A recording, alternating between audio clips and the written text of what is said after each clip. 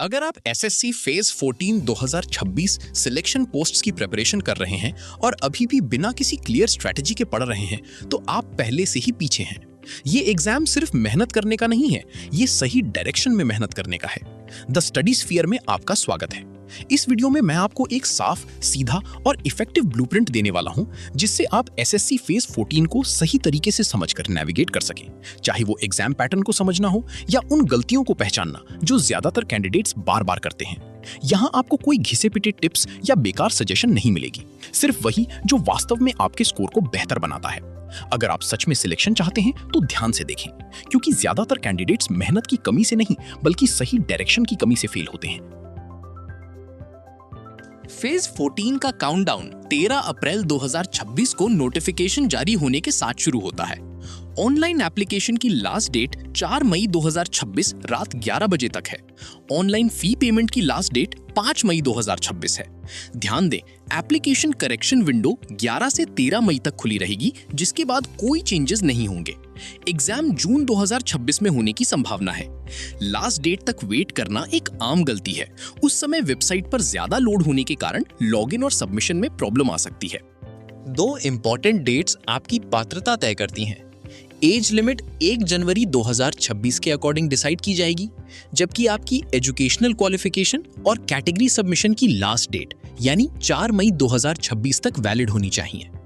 ध्यान रखें, सभी इंपॉर्टेंट एजुकेशनल क्वालिफिकेशंस और कैटेगरी सर्टिफिकेट 4 मई तक आधिकारिक रूप से डिक्लेयर्ड और आपके पास होने चाहिए।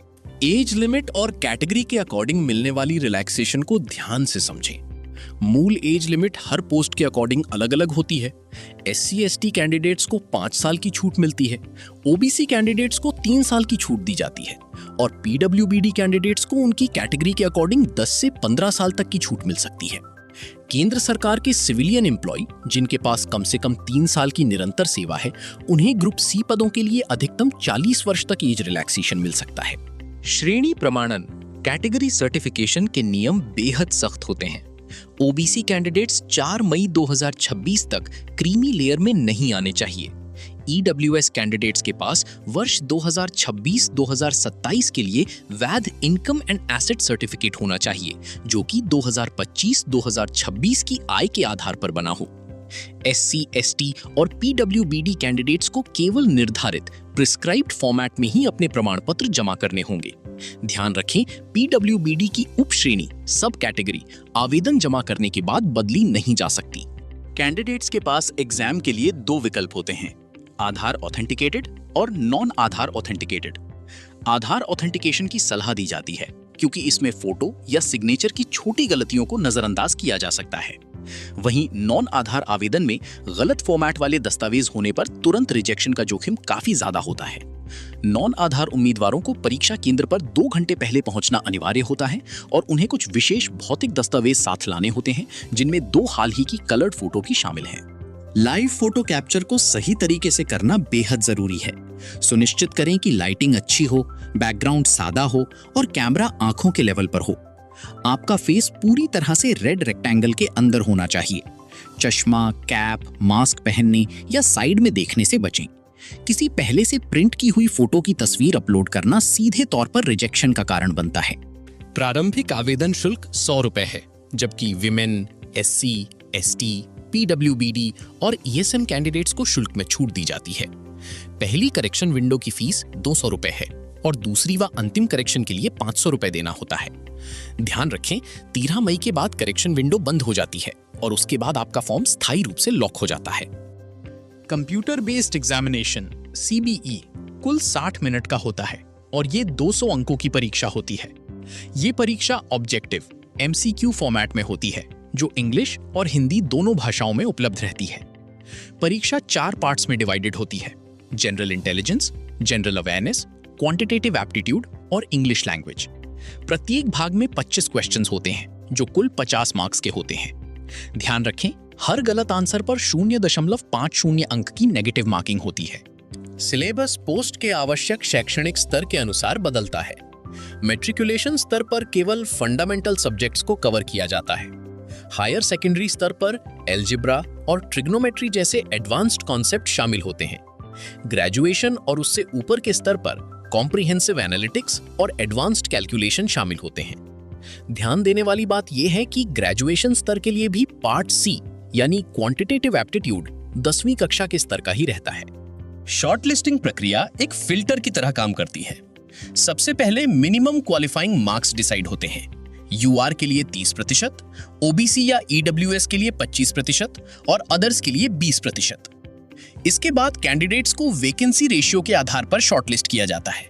यदि पद 5 तक हैं तो 1:30 के अनुपात में, और यदि 5 से अधिक हैं तो 1:15 के अनुपात में चयन किया जाता है।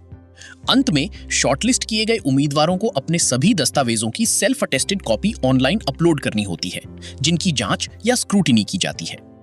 टाई होने की स्थिति में चयन एक सख्त क्रम यानी वाटरफॉल प्रोसेस के अनुसार किया जाता है। स्टेप 1 सीबीई में कुल नॉर्मलाइज्ड मार्क्स देखे जाते हैं। स्टेप 2 जनरल इंटेलिजेंस के अंक देखे जाते हैं। स्टेप 3 जनरल अवेयरनेस के अंक तुलना में आते हैं। स्टेप 4 क्वांटिटेटिव एप्टीट्यूड के अंक देखे जाते हैं। स्टेप 5 डेट ऑफ बर्थ के आधार पर निर्णय होता है, जिसमें उम्र में बड़ा उम्मीदवार ऊपर रखा जाता है। स्टेप 6 अंत में अल्फाबेटिकल ऑर्डर लागू किया जाता है। ध्यान रखें, हर सेक्शन के छोटे से छोटा अंक भी आपकी अंतिम रैंकिंग को प्रभावित कर सकता है। जिन कैंडिडेट्स को स्क्राइब की आवश्यकता है, उन्हें एनेक्स्चर 1/2 प्रमाण पत्र अपलोड करना अनिवार्य है। वे अपने स्वयं के स्क्राइब का चयन कर सकते हैं या एसएससी द्वारा प्रदान किए गए स्क्राइब का विकल्प चुन सकते हैं। साथ ही उन्हें प्रति घंटे 20 मिनट का अतिरिक्त समय कॉम्पनसेटरी टाइम दिया जाता है। स्क्राइब को अपना अलग से ओटीआर और आधार ऑथेंटिकेशन पूरा करना होता है। ध्यान रखें, स्क्राइब की शैक्षणिक योग्यता उम्मीदवार से एक स्तर कम होनी चाहिए। एक स्क्राइब केवल एक ही कैंडिडेट की सहायता कर सकता है और किसी भी प्रकार की फर्जी पहचान या इंपर्सोनेशन पर कड़ी कार्रवाई के साथ डिबारमेंट किया जाता है। डॉक्यूमेंट वेरिफिकेशन डीवी अंतिम चरण होता है, जो ऑनलाइन डॉक्यूमेंट स्क्रूटिनी पास करने के बाद संबंधित यूजर डिपार्टमेंट द्वारा किया जाता है। इस दौरान आपको 2 पासपोर्ट साइज फोटो, मूल, original, photo ID proof, matriculation और अन्य शैक्षणिक योग्यता प्रमाण पत्र साथ लेकर जाने होंगे। इसके अलावा यदि लागू हो तो एक्सपीरियंस सर्टिफिकेट और कास्ट कैटेगरी सर्टिफिकेट भी अनिवार्य होते हैं। अगर आपने नाम परिवर्तन किया है तो उससे संबंधित दस्तावेज भी साथ रखें, और सरकारी कर्मचारियों के लिए एनओसी नो ऑब्जेक्शन सर्टिफिकेट भी आवश्यक होता है।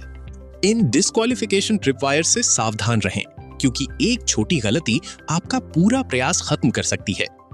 Tripwire 1 multi application trap. एक ही पोस्ट कैटेगरी के लिए एक से अधिक बार आवेदन करने पर आपकी उम्मीदवारी पूरी तरह रद्द हो जाती है। Tripwire 2 double appearance trap. एक ही शैक्षणिक स्तर के लिए सीबीई में 2 बार शामिल होने पर भी सीधा कैंसलेशन होता है। Tripwire 3 appearance mismatch. अगर आपका वास्तविक चेहरा लाइव फोटो से मेल नहीं खाता तो आपको परीक्षा केंद्र में प्रवेश नहीं दिया जाएगा। Tripwire 4 equivalence error. बिना आधिकारिक गवर्नमेंट ऑर्डर के समकक्ष यानी इक्विवेलेंट योग्यता दावा करने पर आवेदन रिजेक्ट कर दिया जाता है। सभी विवरणों को ध्यान से जांच लें, क्योंकि 13 मई के बाद आपका डेटा पूरी तरह लॉक हो जाता है। अगर आपको ऐसी ही सटीक और प्रैक्टिकल गाइडेंस चाहिए तो द स्टडी स्फीयर को सब्सक्राइब करें। यहाँ कोई फालतू बात नहीं, सिर्फ वही जो सच में आपको चयन दिलाने में मदद करे।